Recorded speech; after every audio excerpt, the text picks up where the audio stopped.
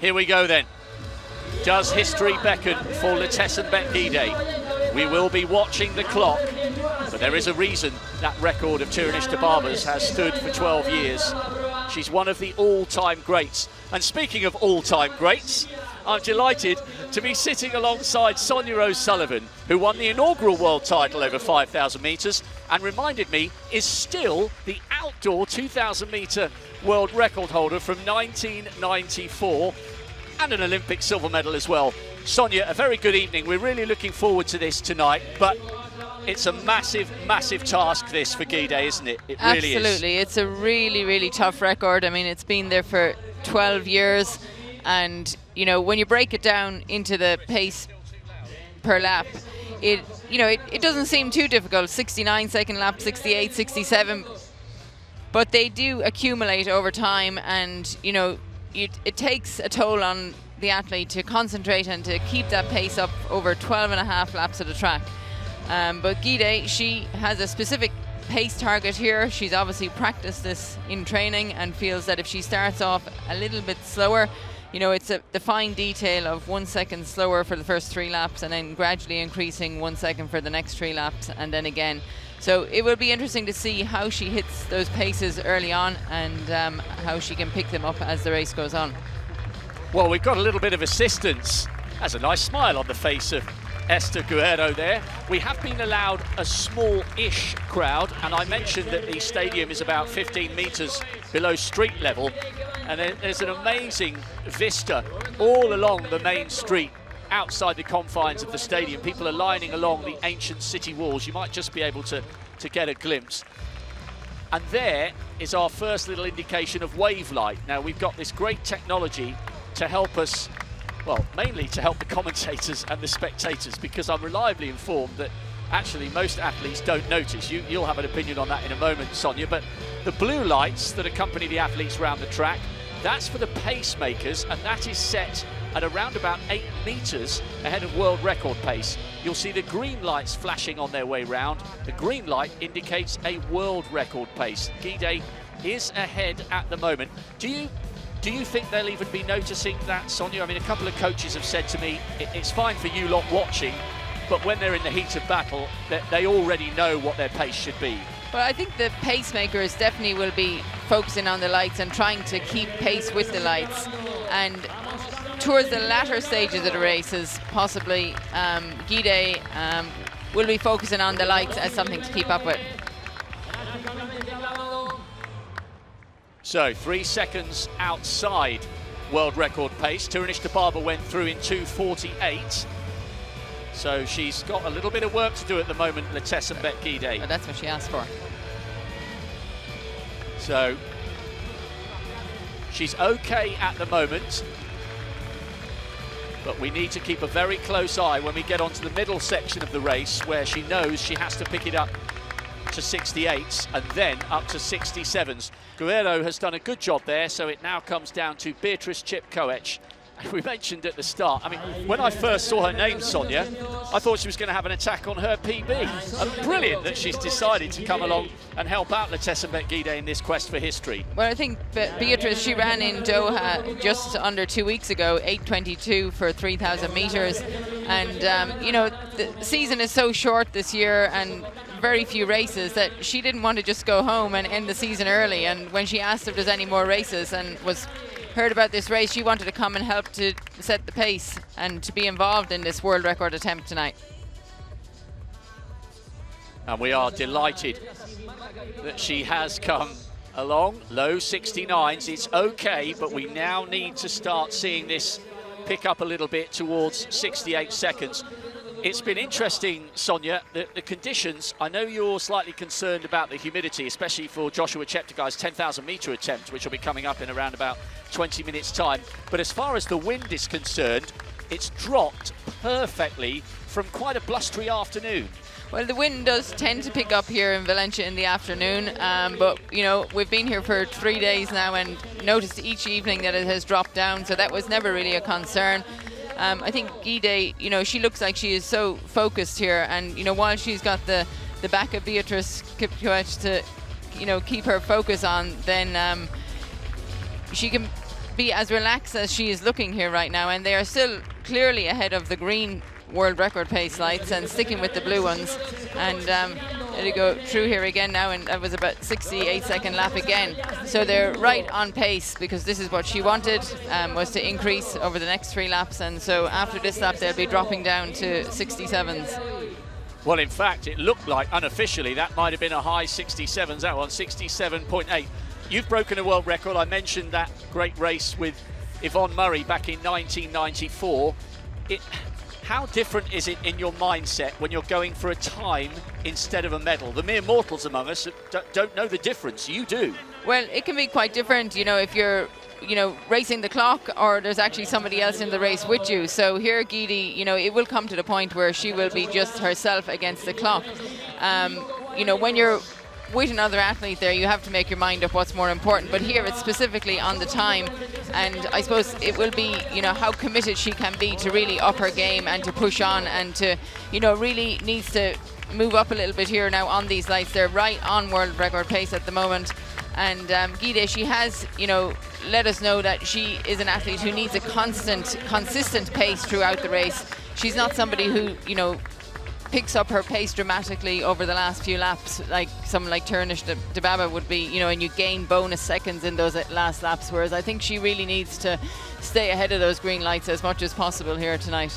Yes, especially because when you bear in mind how Turnish de Baba finished that world record 12 years ago, she ran the last kilometre in 2:42, the last 800 was 2:09, so you're absolutely right, de Baba tended to finish with a flourish, and what a fantastic record it would be to take.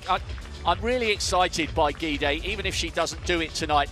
When she won those 2 editions of the World Junior Cross, you knew then what a special athlete she was going to be, because that really takes some doing. You sometimes see athletes come through and win 1 World Junior, but to be around that young, early when you're 17, to win the first one, and then to get the second one when you're 19, you know you're dealing with somebody who's very capable, and injuries notwithstanding, someone who's going to be around for a long time. Well, the World Junior Cross Country is one of those races that you see the most fearless athletes out there. You know, they just attack the race, and it's a step into the unknown. To see athletes, you know, push on from that, and we just had another 68-second lap there now, so we're still maintaining good pace here. You know, so I think Guide, she's really making a name for herself now. She was second at the World Championships last year.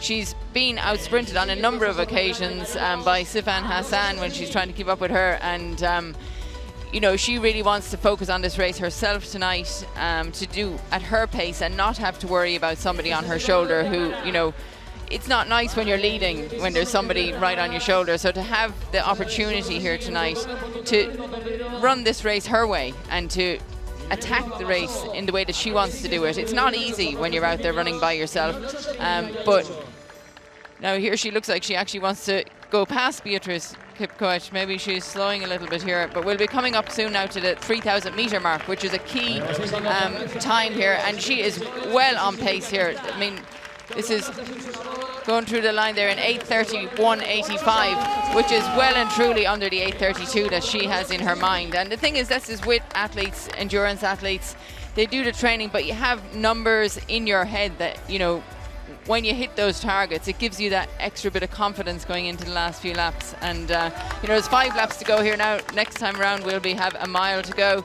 It's still a long way to go, and she really has to focus here now. And this is a point where, you know, those lights, pacing wave lights, could become very, very important for her to have something to focus on if she can see them. I don't know, I've never actually run on a track with lights like that. If it's something that she can keep in her eyesight, you know, it's an interesting accessory, I suppose, to have at a track when you're trying to chase a time and you're running against the clock. Well, it's been brilliant so far. Beatrice Kipkoech has done a fantastic job taking her through 3,000 metres, but these laps now will really start to hurt. She's got a chance here, she really has. She's running brilliantly. Nanyondo has already moved out 66.5. That's excellent running. Good work there from Nanyondo, just to sense that Guide was coming through on the inside. No time lost there, but this will really hurt. And we do have to remember that ጥሩነሽ Dibaba's sped up towards the end. So this is by no means a certainty, but she's given herself such a great chance. She's given herself every chance here, and she is a picture of relaxation here as she heads into, you know, just coming up to a mile to go.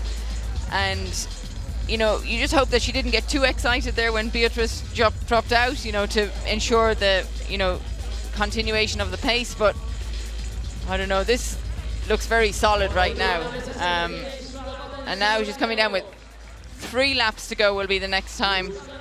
You know, when you get inside that last kilometre of the race, that's when you really, really need to dig deep. And when you can dig deep, because it's the final section of the race. Tessembet is 3 laps away from a place in history here in the Estadio del Turia. It's been such a superb team effort. The Dutch, figureheaded by Global Sports Communications Jos Hermans, have been determined that this race be as accessible as possible for people to watch and as safe as possible for the athletes to come along. They've done a fantastic job, as have the Spanish local organising team, who are more used to laying on road races. Valencia well known for its marathons, half marathons and 10Ks. It's been a massive team effort from everybody involved. We've just gone through the 4K mark in 11:19, which is bang on target. This requires 2 minutes and 50 seconds for the last kilometre, which is very, very achievable. She can do this, and if she does, it will be a just reward for so much effort from so many people. A few local athletes have been allowed in, but as you can tell, almost everybody wearing a mask. They're very hot on that here in Spain. You're not allowed without a mask unless you are exercising. Coming round now with 2 laps to go. Can she do it? It's the final 800 metres. This is going to take... Yeah, this is possible. It's not as fast as Dibaba ran for the last 800 metres, but she doesn't need to run that fast. She needs to keep pace with these lights. The wave lights are doing a good job. Gide is doing a fantastic job to maintain pace with them, and I would love to know if she can actually see those lights and she's keeping up with them, because this is fantastic to watch, and it just shows us, you know, how she is keeping pace for this record. Her form has been maintained beautifully. She's a lovely flowing runner to watch. Now it's got to hurt. She's in uncharted territory here. She's the 9th fastest in history. We know all about her brilliant credentials in cross-country. She took a step up in class last year, taking the silver behind Sifan Hassan in the 10,000 metres. But wherever you are in the world, even though she won't hear you, give a shout out to the TV, give a roar, because this young 22-year-old from Ethiopia is 400 metres away from glory. There's the bell. This is absolutely sensational. Can she keep this going? 67 on the nose. It's been metronomic, lap after lap after lap. A little glance over her shoulder. She's got to be able to do this. It's been a fantastic effort. It's a record that has stood for 12 years. This has been a year that's been so hard for so many people, and here she is, pouring her heart and soul out here, an inspiration to young women all across Ethiopia, all across Africa, all across the world. This has been a performance of such heart. Twice a global champion at cross-country, outdoors a silver medalist last year in Doha, but this would be the crowning moment so far, surely. She's got about 110 metres to go. I'm having to stand up because everybody in front of us has got their mobile phones out. Tessembet, driving for history, driving for the line. Come on, Tessembet, you can do this. It's going to be a new world record in Valencia. Unbelievable, 14:06. She has smashed a record that has stood to the greatest 10,000 metre runner in history for more than 12 years. There's the embrace for Beatrice Chepkoech. And in a year that's been so hard for so many people, what a moment of inspiration from a 22-year-old who has just run the race of her life. Wow! That is just something else. I mean, it just looks so easy. I mean, how she did that and, you know, maintain such focus and relaxation throughout. I mean, it's just unbelievable that she was able to maintain that throughout and by herself over those last 5 laps was absolutely amazing. She just got quicker and quicker, and you know, for us to be watching the wave lines, she was just running further and further away. It was just a perfect, you know, start to the night. I think Joshua Cheptegei, you know, was the focus for tonight, but now he's got a lot to live up to when he steps up here for the 10,000 meters in a few minutes' time. Do you know what, Sonia? That was just an absolutely amazing piece of distance running, because you could tell that you knew it was going to be hard the last 2,000 meters after Chepkoech stepped aside, but she was just absolutely metronomic. She did exactly what she needed to. She upped the pace to 68s, upped the pace to 67s. That is a huge margin to take off a record that has stood the test of time. I don't think I've ever seen anybody run so easy over 5,000 meters and run so fast, you know, at this level. You know, normally you see the final 400 meters is, you know, as fast as possible. It's like, you know, they're sprinting it, but she just maintained the constant pace throughout. It was definitely a different way of breaking a world record, you know, just gradually increasing the pace as each lap went on. This was the last 100 meters. A couple of times she glanced around. It was just spellbinding. What an absolute privilege, Sonia O'Sullivan, for both of us to be allowed here to witness that. It was just remarkable. It's not something, you know, I expected to see this year, you know, the year that we've had for athletics, and this is coming, you know, so late in the season. It's a bonus, and, you know, athletes have gone out there this year, they've taken opportunities and they've taken risks to try and push the barriers. And, you know, you see something like that and you start thinking, you know, when is a first woman going to break 14 minutes for 5,000 meters? You know, we're getting down to that territory now.